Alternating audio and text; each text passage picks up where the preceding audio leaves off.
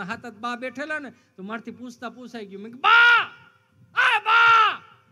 આપણે બા કે ધીમા રે આવો તમારે ભગરી બેન પાડો તો રણકી મરી ગયો ધીમોડા ને. મેં કીધું પણ હું છે પણ જય શ્રી કૃષ્ણ બચા. મેં કે બા તમે હાથ બા બેઠા છો કઈક વાતો કરો. અમે તમે હાથ બા બેઠા છો કઈક વાતો કરો. મને કે કોની કરવી બધું હાજર છે. અત્યારે નહીં સમજાય, આ થોડું ઘેરે જઈને સમજાય. બધું હું કહી દે બીજી વાર નહીં બોલાવું, મને ખબર છે. સમજ્યા ને? બા શબ્દ રહ્યો ને પ્રકૃતિનો શબ્દ છે. બા શબ્દનું સંશોધન નથી થયું. બા શબ્દ પ્રકૃતિમાંથી આવેલો શબ્દ છે. બા 1000 ફૂટનો શેઢો હોય, આ શેઠે ઓપનેર હાલતા હોય, ઓલા શેઠે ઓરડી હોય કે જ્યાં ઓરડી હોય ને એમ મકાન હોય કે જ્યાં ભાત બધાનું ત્યાં બપોરનું ત્યાં ખવાતું હોય. બપોરના 1:30 વાગ્યા હોય, આ શેઠે ઓપનેર હાલતા હોય, સિંગના માંડવીના હલર ઠેસર હાલતા હોય, અને બપોરના 1:30 વાગ્યાનો તડકો કે મારું કામ, અને બાપુજી એમ કે પાથરા લાવો તગારા મોડો લેવાનો. પછી અંદરથી જે ઓલા છોકરા હોય ને એ મૂંઝાતા હોય, કઈ મારી બા ભાત લઈને આવે, મારી બા ભાત લઈને આવે, મારી બા ભાત લઈને આવે ને તો આ હિટલરમાં છૂટીએ આપણે એવું એમ કે. આમ 1000 ફૂટના શેઠે બા બિચારી આમ ભાત તગારું નીચે મૂકે, છોકરા સિંહ જેવા થઈ ગયા. એ બા! એ 1000 ફૂટનો શેઢો હોય, ગમે એટલો પવન આવે એ પવનને શીરીને બા પાસે પૂગે. બાય પાછા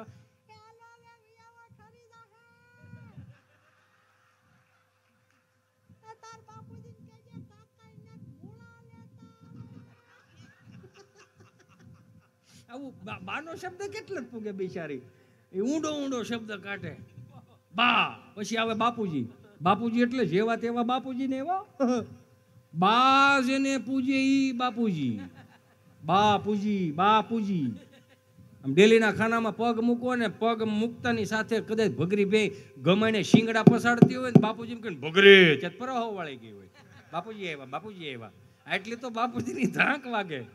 અને પછી નવું લાવ્યા આપણે, પશ્ચિમી સંસ્કૃતિનું અનુકરણ કર્યું, ત્યાંથી નવું લાવ્યા મમ્મી અને પપ્પા. તમે નહીં માનો, મને મારે 7મા ધોરણમાં મારે સમાજ વિદ્યાના ઇતિહાસમાં ભણવામાં આવતું, ઇજિપ્તના ગાજા પીરેમાળામાંથી મમ્મીઓ નીકળ્યું. પપ્પાનું સંશોધન થાય છે.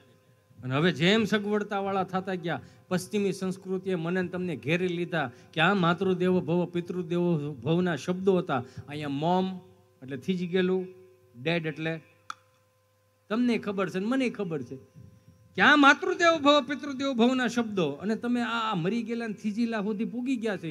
તો તમને નથી લાગતું 4 વેદ લખાણા, 6 શાસ્ત્રો, 18 પુરાણ, ઉપનિષદો, નીતિ શતકો, છેલ્લે શિક્ષાપત્રી લખાણી, કળિયુગની આગાહી બધી ઋષિ મુનિઓએ કરી હતી. આમાં ક્યાંય આ લખ્યું હતું કે મોમમ ડેડમ પુત્રાદિ ભવિષ્ય ભાગતી, એવું ક્યાંય ઊભું આપણે કર્યું? તમને નથી લાગતું કે આ પડદા બેવડી વળી જવાની છે? નકર હમણાં કથા સાંભળવા ગયો તો ત્યાં કથામાં જ બોલતા હતા, ભગવાન પરમેશાન ભક્તિ વિચારણિ પ્રારબ્ધમ કર્મ ભોજમાનસમ કથમ ભવતિ. હે પ્રભુ, કે આ કથા વાર્તાનો જે કોઈ લાભ લેશે મિત્રો એનો સ્વર્ગમાં વાસ થશે. કોને જવું છે સ્વર્ગમાં? બધા આંગળા ઉષા કર્યા. 2 જણા મારી પાસે હોઈ ગયા, મોઢા કરીને બેઠા. મેં કહેલા તમને શું વાંધો? મને કે ભાઈ અમે આ ગામના જમાયું છે, આ બધા અહીંથી જાય એટલે સ્વર્ગ જ છે. એ કે આને અહીંથી મોકલો નહીં, આવ્યા તા કથા સાંભળવા, ડીસું થવા બેહેરા. પવન આવ્યો તે અંગૂઠો ધોઈને કહેતા હતા વિષ્ણુ આવ્યા. એની પાસે શું કામ લતા મરવો ભાઈ? આ તમારો વ્યવહાર ટૂંકમાં અમે શું કરીએ? એ શીખવા જેવું. એટલે આવડો US થી મારી પાસે આવ્યો, મને કે યુનો આપણે ગાંડીગીર ફરવા જવું છે. મેં કીધું હાલો. ફરજામાંથી હોંડું બારું કાઢ્યું, લીટર ઘાસ લેટ નાખ્યું અને ગાંડીગીરીમાં જતા હતા. 5 કિલોમીટર મધગીરમાં આમ ગાંડીગીરીમાં ગયા ને, ખબર નહીં વાંથી રાડ નાખી. Stop, look at this, you know હિતાસ્મિક. ધીમે વાય મેં વાયનો દીકરો તમે. આ બાપુજીની ઓસરી નથી, બાને હાથ પડો બહાર નીકળ્યા, ડાલા પતા હોય ભાઈ, બુકડો થઈ જાવ, સંપલ પીડા રહે અને ગામ ગોતું રહે, શાંતિ રાખ, ધીમે રહે. Stop, look at this. મેં હું મને કે તમારા ગુજરાત સ્ટેટની બફેલો કેટલી ડિસિપ્લિન વાળી છે, એટલે કે તમારા એની ભેહું કેવી સમજણી એમ. મેં કાં? મને કે યુનો કેવા લાઈનમાં પોદળા કરેલા છે. મેં કે ભાઈ લાઈનમાં પોદળા નથી કર્યા. થાવ. મેં કીધું સવારમાં 5 વાગ્યામાં વહેલી ઉઠી બાએ સાણા થાય પાસ. ઓ માય ગોડ, છાણા? મેં કીધું આ છાણા. વાવ, ઇન્ટરેસ્ટિંગ. યુ નો છાણા શું કામમાં આવે? મેં સાણા આ રવિવારે થાપો આવતા રવિવારે હુકાઈ જાય પછી સોમવારે સુલામાં જાય. Oh, very nice. Wow, very nice process, you know. ની સોમવારે સુલામાં જાય. સુલો એવો ચીમણી સુલો. આ ચીમની જે આવી ને ગામડામાંથી શબ્દ નીકળો. ચીમની જે આવે છે ને અત્યારે આધુનિક રહોડામાં રાંધવાનું 30 દીમાં ખાલી 20 દી જ હોય. તે સુવિધા બધી જ હોય. ચીમની ચૂલો હળગાવો અહીંયા, ધુવાડો અહીંયા નીકળે. શબ્દો ઉપર ધ્યાન દેજો. ગામડાના ચીમણી ચૂલા હળગાવો અહીંયા, ધુવાડો અહીંયા નીકળે અને ઉપર વિયો જાય. એક વસ્તુ માર્ક કરજો, જેવું માવડિયું ને હળગાવતા આવડ્યું ને એવું પુરુષોને ન આવડ્યું.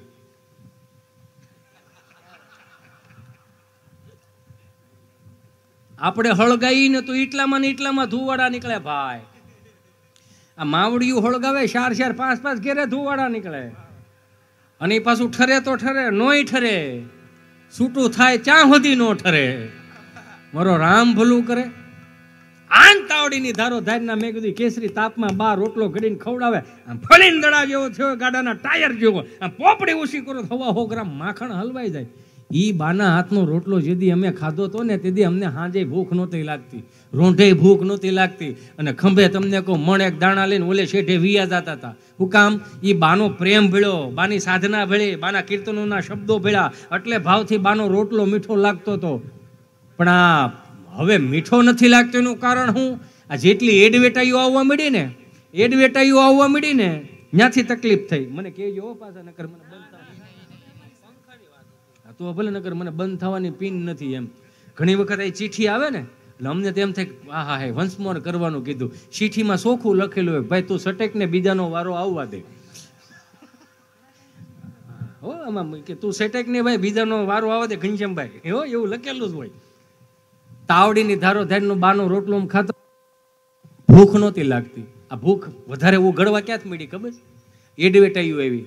એડવેટાઈમાં ચોખ્ખું બોનવીટા કે બોનવીટા શું કહેવાય જે હોય તે તમે સમજી જાઓ. બોનવીટા વાળા ચોખ્ખું એવું કે દૂધ કી શક્તિ बढ़ाए, દૂધ કી શક્તિ बढ़ाए. એને ખબર છે દૂધ પીલવાના મશીન આવી ગયા. દૂધમાં કોઈ હવાદ હોતો નથી.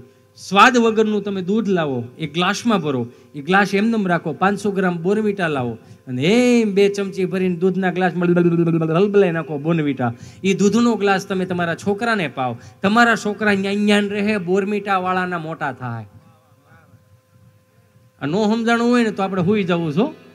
આ ખોટી આપણે કાંઈ ગળા તાણવાની જરૂર જ નથી, હુઈ જઈએ આમાં. વિચાર તો કરો તમે યાર, આપણા છોકરાઓ કેમ હાસવવા? આ પ્રધાનો કહે બધા, હે ફિલ્મ સ્ટારો કહે.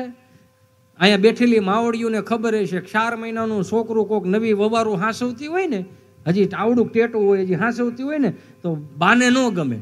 તો બા શું કે, બેટા આને આમ ન હસવાય, જો આવું વાતાવરણ બગડે ને મારા દીકરા તો આને વહુ ને દીકરા કરે તો એમ જો તમે સમજો હું કહેવા માંગુ. આને આમ ન હસવાય મારા દીકરા, આને આમ ન હસવાય. બાયુનો નાનો રૂમાલ આવે ને એમાં 4-5 ગોટી કપૂરની નાખો, 3-4 લવિંગ શેકીને નાખો, સપટી ગજમાં સોળીને નાખો, એને ગોળ પપુડી ભૂંગળી વાળીને ગાંઠ મારીને ગળે બાંધો. છોકરાઓને આવા વાતાવરણમાં વાહ ન લાગે બટા. નવી વવારો શું કહે પછી ખબર? બા તમને ન ખબર પડે, જોન્સન બેબી છે ને, બાને એમ કે જોન્સન બેબી આ નાની બેન છે તો એ હું ઈસકો નાખવા આવશે.